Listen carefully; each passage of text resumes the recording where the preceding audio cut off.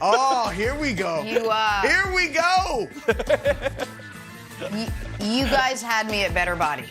Head out west. If Russell Wilson wanted a quiet start to his Broncos tenure, he can thank the schedule gods for making sure that does not happen. Denver opens the season in Seattle. Stressful for Russ, perhaps? Perhaps not. Says Russ, he plans to be non-emotional about the whole thing. All right, easier said than done. Broussard, do you expect Russ to be extra motivated this season? Absolutely, Jenna. Mr. Unlimited. Look, Nick, you're going to be sorry, man. You're going to be sorry that you have been so critical and so down on Mr. Unlimited. Yes, he's going to be motivated. He's always motivated. He will be extra motivated. Number one, you're in a different environment. All right, anytime you're in a different environment, you want to show the people that they made the right choice, that by trading for you, they made the right decision. Two, he clearly wanted out of Seattle for the last year or so, right? Now he's in a place where they're going to let him cook, baby. And so you know he's excited about that. All right, then, Nick, he missed the playoffs. You act like it's commonplace. It's not. He missed the playoffs for only the second time in his 10 years in the NFL. So I know he's motivated to get back to the postseason. Four, he's working with Peyton Manning. Have you heard? Peyton Manning has taken him under his wing. And teaching him how to be a media mogul. I don't know how much quarterbacking they're working on. They're watching a lot of film.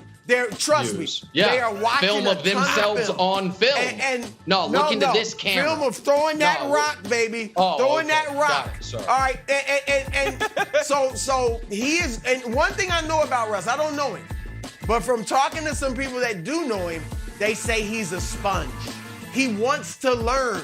He's an eager learner. And not only does he have Peyton there, but he's got John Elway there. I think that is a plus. And finally, you got Nick Wright killing him, acting like he's washed, despite the fact that he was 25 touchdowns, 6 picks, third in the league tied in passer rating. So all you can say he's washed all you want. You're just making stuff up, and Mr. Unlimited is going to prove you wrong. Believe you me. Nice. First of all, I have not said he's washed. I've said I'm not sure he's a top 10 quarterback anymore. That you guys are acting like they got a top 5 quarterback when I think they maybe got close to the 11th or 12th best quarterback in football. That's first of all. Second of all, no one ever doubted he was a sponge.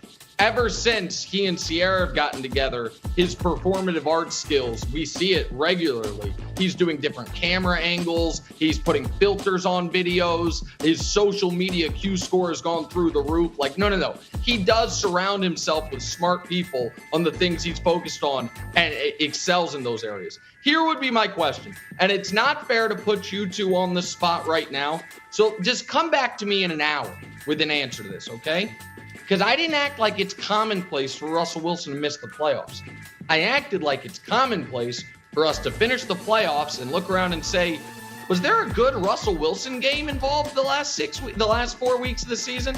So here's my question for you guys. What's your favorite Russell Wilson moment that has happened since Obama was president?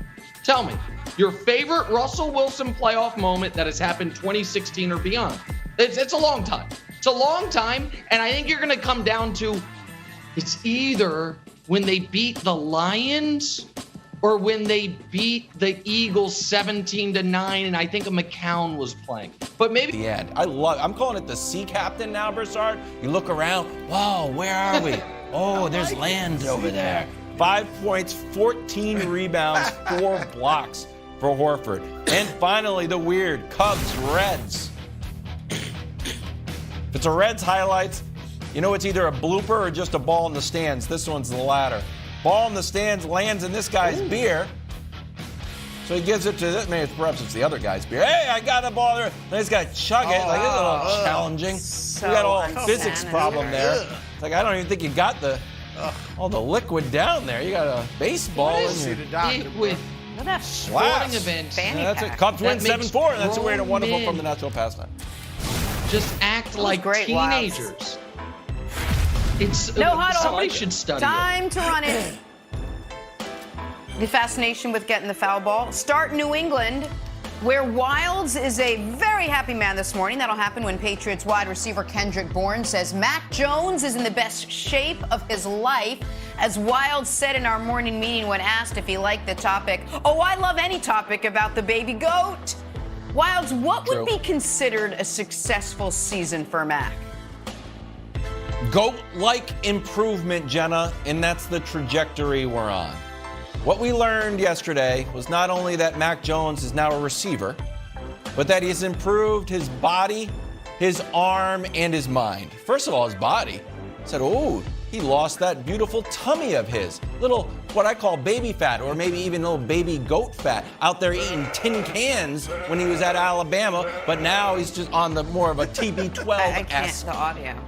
Diet. There was an Instagram video of him being served plateful of cookies, and I said, I pulled the Jonah Hill. I was like, too many cookies there, bud. Secondly, Jenna, his arm. Guess he was working with in the offseason.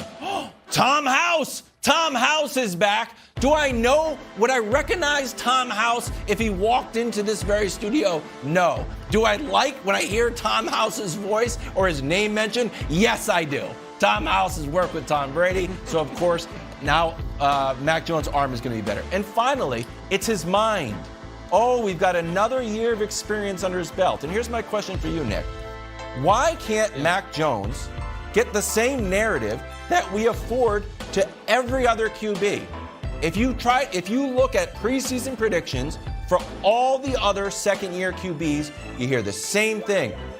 Trevor Lawrence, another year. Ooh, Zach Wilson, another year under his belt. Watch out for the Bears. Justin Fields, another year. Ooh, Trey Lance, are they going to be better because he threw for 600 yards? Yeah. And then what about the Pro Bowler baby goat, who the last time you saw him short of this video, he was hitting the gritty in the Pro Bowl. Oh, he'll probably be the same.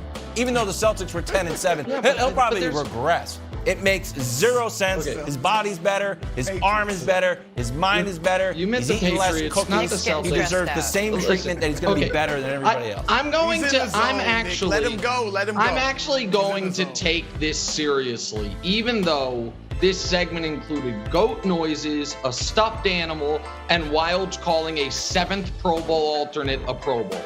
Okay? The reason Were you in the Pro why Bowl? he is not getting the benefit of the doubt the other quarterbacks his draft class are is the same reason that he had the best numbers of any of the rookie quarterbacks last year. Because the expectation with Mac Jones when he came into the league was that he is the most polished, he is the most pro ready. So why didn't he go higher? Because he has the lowest ceiling. Because their concern was what he is coming out of Alabama is kind of what he's going to be when, 3, 4, 5 years into his career with minor tweaks. That's why the New England Patriots, despite winning 10 games last year, if you look at the Vegas odds for winning 10 games this year, they have the 20th best odds, slightly worse than Miami, but one spot ahead of Washington. That's why the Vegas win total is 8.5, even though you were so